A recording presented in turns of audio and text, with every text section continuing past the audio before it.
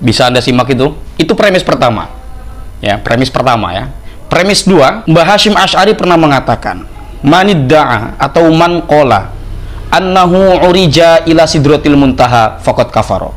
Kurang lebih begitu. Mbah Hasyim Asy'ari mengatakan, barang siapa yang mengaku atau yang berkata bahwa dirinya dimi'rajkan ke sidratul muntaha, maka dia kafir. Jadi kesimpulannya apa? Konklusinya apa, Pak? Anda harus berani mengatakan itu. Jangan jadi pecundang ente. Ya. Ini bukan kebencian, bukan apa, tetapi kita harus terang-terangan. Assalamualaikum warahmatullahi wabarakatuh, sahabat Legindi yang dirahmati Allah. Ada beberapa poin yang perlu saya luruskan dari isi video orang tersebut. Sebenarnya orang ini berangkat dari sebuah kebencian, sekalipun dia mengatakan tidak ada dasar kebencian. Nah, kita bisa menemukan kebencian itu karena dari susunan premis yang dia paparkan dan juga kesimpulan yang diambil. Jadi kesalahan pertama adalah dia mengatakan bahwa Mbah Hasyim Asy'ari telah mengkafirkan leluhur Ba'alawi dengan redaksi yang katanya dari Mbah Hasyim Asy'ari. Ungkapannya adalah manidda'a atau mangkolah annahu urijah ila sidratil muntaha faqad kafara. Nah, setelah saya cek kalimat ini di semua kitab Mbah Hasyim Asy'ari, tidak ada redaksinya yang sama seperti ini. Gak ada. Jadi gak ada Mbah Hasyim Asy'ari mengatakan bahwa barang siapa yang mengaku atau mengatakan telah dinaikkan ke sidratul muntaha maka dia kafir. Ini fatal ya, karena Mbah Hasyim Asy'ari tidak pernah mengatakan seperti itu. Yang kedua, kalau setiap orang mengaku telah dinaikkan ke sidratul muntaha itu kafir, maka Rasulullah itu juga masuk, karena Rasulullah dinaikkan ke sidratul muntaha. Setelah saya cari redaksi yang asli dalam kitab Risalah Ahlus Sunnah, ini seperti ini. Ini tentang pembahasan klaim-klaim yang mengarah kepada kekafiran. Di antaranya, kata beliau, ini sebenarnya mengutip dari Qot'iyat. Beliau mengatakan, wa kadzalika manidda'a mujalasatallahi ta'ala wal uruja ilaihi wa mukalamatahu au hululahu fi ahadil ashasi kaqauli ba'dil mutasawwifah wal batiniyah wan nasara.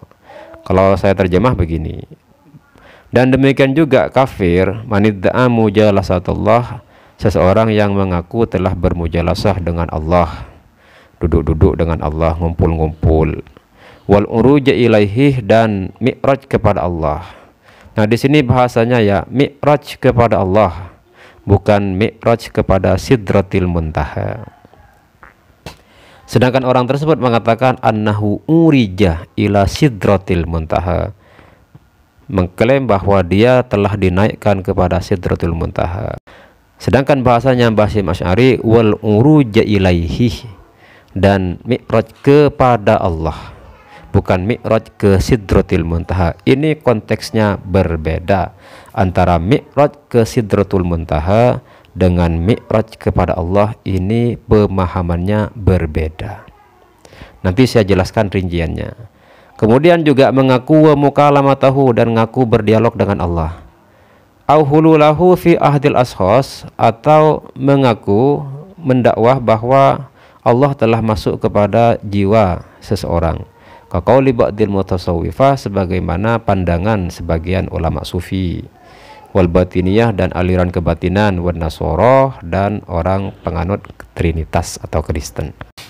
Nah, bagaimana nalarnya sehingga pengakuan atau klaim-klaim seperti ini divonis kafir oleh Qot'iyat yang kemudian dikutip oleh Mbah Hasyim Asy'ari? Begini saya jelaskan. Ya, pertama begini.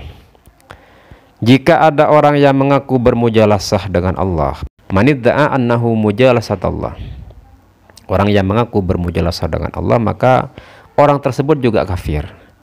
Mengapa demikian?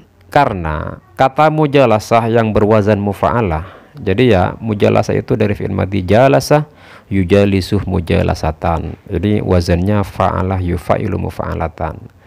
Nah, salah satu dari faedah wazan mufa'alah adalah musyarakah bainasnain, kerjasama atau kolaborasi atau interaksi antara dua individu.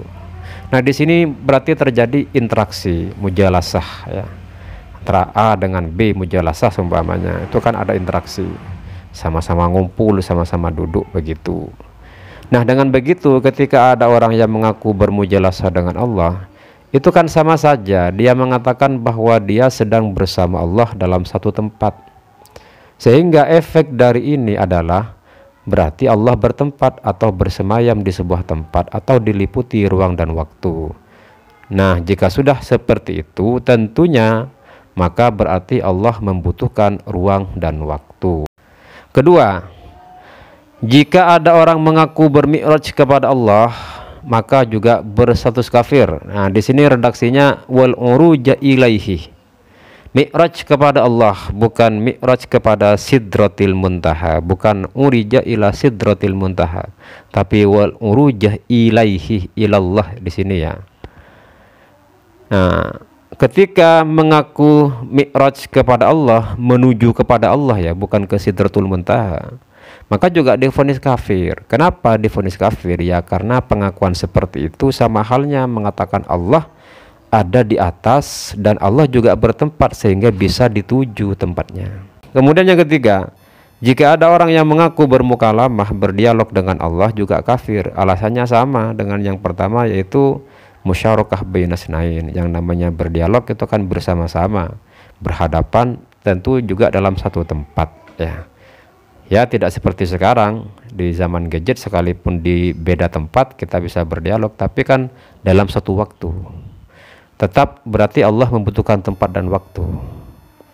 Kemudian yang keempat, jika ada yang mengaku bahwa Allah masuk ke dalam jiwa seseorang, sebagaimana statement sebagian sufi, aliran kebatinan dan orang-orang penganut Trinitas Kristen, maka juga divonis kafir.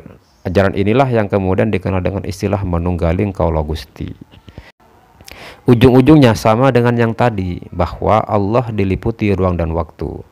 Perbedaannya, kalau yang pertama sampai yang ketiga itu disebut tahayus, sedangkan yang keempat ini diistilahkan dengan hulul. Nah, hulul dan tahayus ini adalah sesuatu yang mustahil bagi Allah. Jadi begitu pemahaman yang benar, tidak seperti yang dikatakan dalam video tadi. Semoga bermanfaat. Wassalamualaikum warahmatullahi wabarakatuh.